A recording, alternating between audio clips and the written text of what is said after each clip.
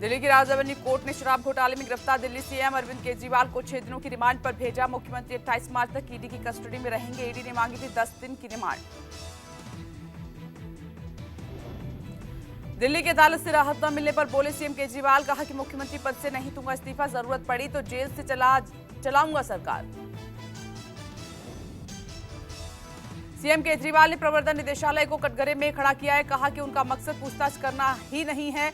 वैसे मुझे उम्मीद नहीं थी कि हाईकोर्ट के आदेश के बाद इतनी जल्दी मेरी अरेस्टिंग होगी। दिल्ली की राउज एवेन्यू कोर्ट में सीएम केजरीवाल की गिरफ्तारी पर तीखी जुरह हुई। बचाव पक्ष ने ईडी की कार्रवाई को असंवैधानिक और गैर कानूनी बताया। बचाव पक्ष ने गिरफ्तारी की टाइमिंग पर उठाए सवाल। ईडी ने अपनी दलील में सीएम केजरीवाल को घोटाले का किंग पिन बताया है। केंद्रीय जांच एजेंसी ने दावा किया है कि शराब घोटाला 100 करोड़ नहीं बल्कि 600 करोड़ से भी ज्यादा का है। दिल्ली सीएम अरविंद केजरीवाल की गिरफ्तारी के खिलाफ आम आदमी पार्टी ने शुक्रवार को देशव्यापी प्रदर्शन किया। दिल्ली में आईटीओ के पास दिल्ली सरकार के मंत्री सौरभ भारद्वाज और आतिशी सहित कई नेताओं को हिरासत में लिया गया। दिल्ली के मुख्यमंत्री अरविंद केजरीवाल की गिरफ्तारी के खिलाफ लामबंद इंडिया गठबंधन ने चुनाव आयोग से गुहार लगाई। अभिषेक मनु सिंघवी की अगुवाई में विपक्षी पार्टियों के प्रतिनिधिमंडल ने आयोग से हस्तक्षेप करने की मांग की।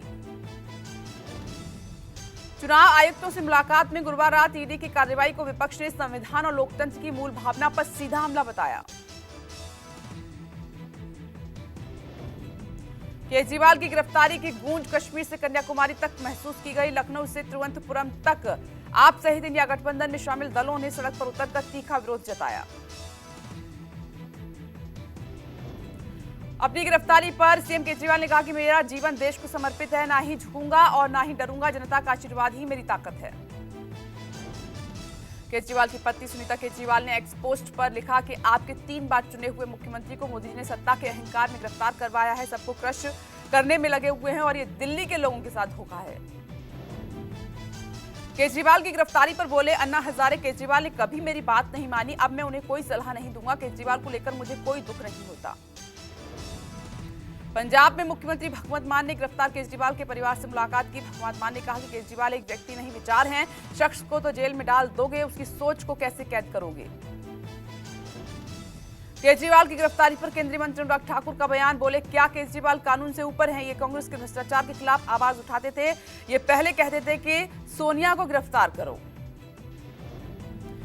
केंद्रीय मंत्री स्मृति ईरानी ने दिल्ली सीएम की गिरफ्तारी पर कसा तंज। कहा कि संवैधानिक पद पर बैठकर ईमानदारी की दुहाई देने वाला शख्स करप्शन को कैसे परिभाषित करेगा, उसका ब्यौरा अरविंद केजरीवाल और उनके कर्मों के माध्यम से मिला।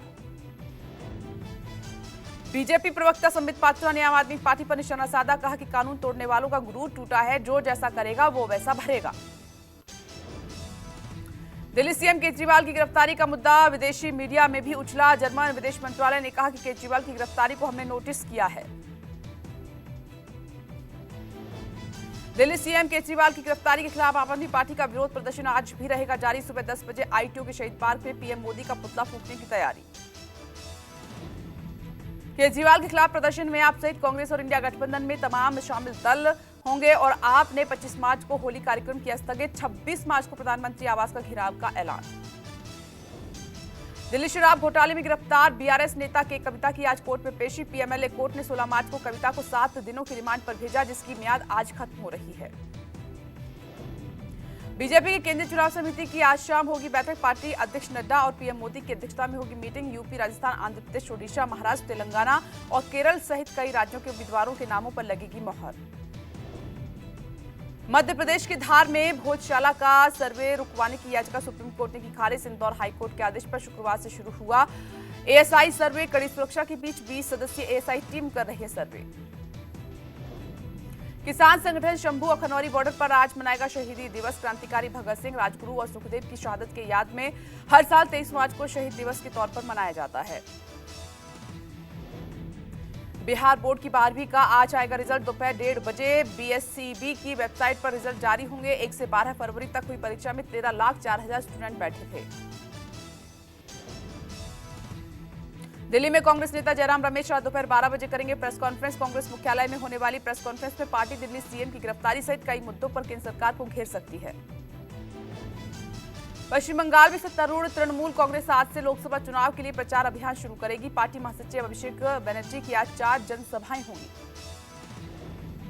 बिहार में गैंगस्टर अशोक महतो की पत्नी अनीता देवी आरजेडी के टिकट पर लड़ी। चुनाव पार्टी प्रमुख लालू प्रसाद यादव ने शुक्रवार को पटना में अनीता देवी को मुंगेर से प्रत्याशी के तौर पर पार्टी सिंबल सौंपा। नीतीश कुमार के विश्वास मत के दौरान विधायकों की खरीद फरोख्त मामले में बढ़ सकती आरजेडी की मुश्किलें। राज्य आर्थिक अपराध शाखा ने ईडी को पत्र लिखा। पीएमएलए कानून के तहत कार्रवाई की हुई है मांग। ओडिशा में बीजेपी का नहीं होगा गठबंधन। बीजेपी ने राज्य में लोकसभा और विधानसभा चुनाव के लिए लड़ने का किया ऐलान। लोकसभा की 21 सीटों और विधानसभा की 147 सीटों पर बीजेपी उतारेगी अपने प्रत्याशी। मध्य प्रदेश के पूर्व मुख्यमंत्री और वरिष्ठ कांग्रेस नेता दिग्विजय सिंह ने चुनाव लड़ने के लिए दिया बड़ा बयान। कहा कि चुनाव युवाओं के लिए है। मैं तो 75 साल का हो चुका हूं। पार्टी दिग्विजय सिंह को राजगढ़ से चुनावी मैदान में उतारने की तैयारी कर रही है। यूपी के सीतापुर जेल में बंद आजम खान से सपा प्रमुख अखिलेश यादव ने शुक्रवार को मुलाकात की। अखिलेश ने आजम खान से रामपुर लोकसभा सीट से उम्मीदवार तय करने को लेकर चर्चा की। यूपी में नगीना लोकसभा सीट से उम्मीदवार और आजाद समाज पार्टी के नेता चंद्रशेखर भी कर सकते हैं आजम खान से मुलाकात। सूत्रों के मुताबिक चंद्रशेखर ने आजम खान के बेटे से फोन पर बातचीत की है। मध्य प्रदेश की मंडला लोकसभा सीट से बीजेपी प्रत्याशी फग्गन सिंह कुलस्ते ने शुक्रवार को नामांकन किया। कुलस्ते ने नॉमिनेशन के दौरान सीएम मोहन यादव और बीजेपी प्रदेश अध्यक्ष बीडी शर्मा भी मौजूद रहे। राजस्थान में सीकर सीट सीपीएम को दिए जाने से स्थानीय कांग्रेस कार्यकर्ताओं में नाराजगी। जिले की 8 में से 5 विधानसभा सीटों पर जीत के बावजूद लोकसभा चुनाव में न उतरने से पार्टी कार्यकर्ता निराश। पीएम मोदी के भूटान दौरे का दूसरा दिन है। प्रधानमंत्री मोदी एमसीएच अस्पताल का करेंगे उद्घाटन। सुबह सवा 9 बजे होगी स्वदेश वापसी। पीएम मोदी और भूटानी प्रधानमंत्री शोरिंग टोब्गे के बीच हुई अहम समझौते हुए हैं। दोनों देशों के बीच व्यापार, डिजिटल संपर्क, कृषि और अंतरिक्ष क्षेत्र के लिए कई एमओयू साइन हुए हैं। भारत भूटान के बीच रेल संपर्क स्थापित करने संबंधी समझौतों को भी दिया गया अंतिम रूप। भूटान की राजधानी थिम्पू पहुंचने पर शुक्रवार को पीएम मोदी का हुआ जोरदार स्वागत। पारो एयरपोर्ट पर पीएम मोदी को गार्ड ऑफ ऑनर भी दिया गया। हरियाणा में सैनी कैबिनेट में शुक्रवार को हुआ विभागों का बंटवारा। सीएम नायब सिंह सैनी ने गृह, राज्य राजस्व, जनसंपर्क सहित 8 विभाग अपने पास रखे। राज्य कैबिनेट में फिलहाल 13 मंत्री हैं। पश्चिम बंगाल में शिक्षक भर्ती घोटाले के मामले में ईडी की छापेमारी। ममता के मंत्री चंद्रनाथ सिन्हा के बीरभूम आवास पर ईडी की रेड। चीन से रिपोर्ट कर मुंबई लाया गया गैंगस्टर प्रसाद पुजारी। 20 साल से फरार प्रसाद चीन में छिपा हुआ था। शिवसेना नेता पर जानलेवा हमला करने का था आरोप।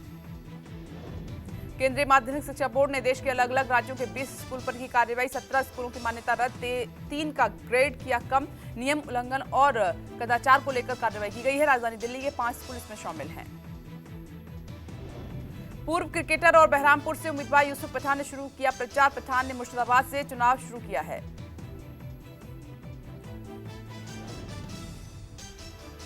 अधीर रंजन चौधरी से यूसुफ पठान का सीधा मुकाबला। पठान के प्रचार पर बोले अधीर रंजन चौधरी। कहा कि राजनीति और क्रिकेट एक जैसे नहीं है। अधीर के बयान पर यूसुफ का पलटवार। कहा कि समय बदलता है। बंगाल मेरी कर्मभूमि है। मैं बंगाल का बच्चा हूं। चौथे चरण में 13 मई को बहरामपुर सीट पर होने हैं चुनाव। पठान के नाम का ऐलान होते ही टीएमसी में हुआ था कलेश। टीएमसी नेता ने कहा कि बाहरी शख्स को टिकट देना सही नहीं। बिहार के सुपौल में भीषण हादसा हुआ। निर्माणाधीन पुल का हिस्सा गिरा। 1 दर्जन से ज्यादा मजदूरों के दबे होने की आशंका। हादसा पुल का स्लैब गिरने से हुआ है। मौके पर आला अधिकारी मौजूद। युद्ध स्तर पर जारी है राहत और बचाव कार्य। पुल को 984 करोड़ की लागत से बनाया जा रहा है। 13 किलोमीटर लंबा महासेतु सुपौल के बकेर और मधुबनी के भेजा को जोड़ने के लिए बनाया जा रहा था और पिछले साल हुए पुल को बनाया जाना था। कोरोना की वजह से टल गया था काम। 2 कंपनियों के जॉइंट वेंचर से पुल का निर्माण किया जा रहा था और पुल हादसे की जांच के आदेश दे दिए गए हैं।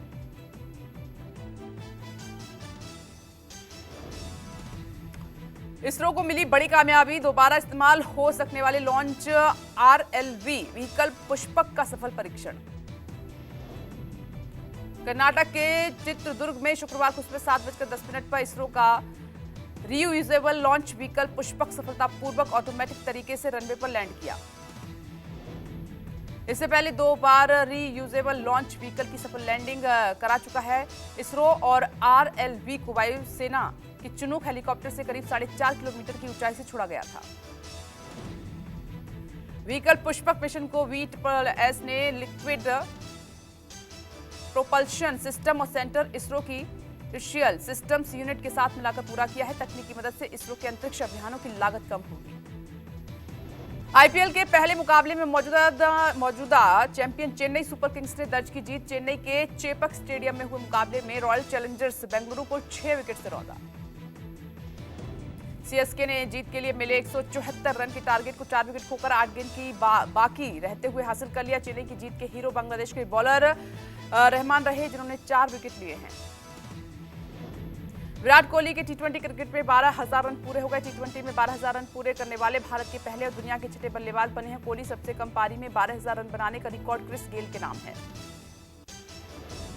आईपीएल 2024 का दूसरा मैच है। पंजाब के मोहाली में पंजाब किंग्स और दिल्ली कैपिटल्स के बीच भिड़ंत होगी। दोपहर 3:30 बजे मैच शुरू होगा। लंबे समय के बाद मैदान में वापसी करने दिल्ली कैपिटल्स कप्तान ऋषभ पंत कर रहे हैं वापसी।